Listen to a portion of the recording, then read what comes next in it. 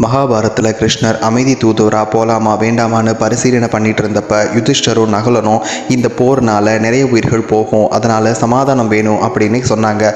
திரௌபதியும் அர்ஜுனனும் பீமனும் நடந்த அக்கிரமத்துக்கு நியாயம் கிடைக்கணும் அப்படின்னு கேட்குறாங்க. சகாதேவன் மட்டும் எதுவும் சொல்லாமல் மௌனமாக இருக்கார். இதை பார்த்துட்டு இருந்த கிருஷ்ணர் சகாதேவனை தனியாக கூட்டிகிட்டு போய் கேட்டப்ப, இது நடந்தே தீரும் மாதவா, இதுதான் விதி, ஆனால் இதை தடுக்க 4 வழிகள் இருக்குன்னு சொல்கிறாரு.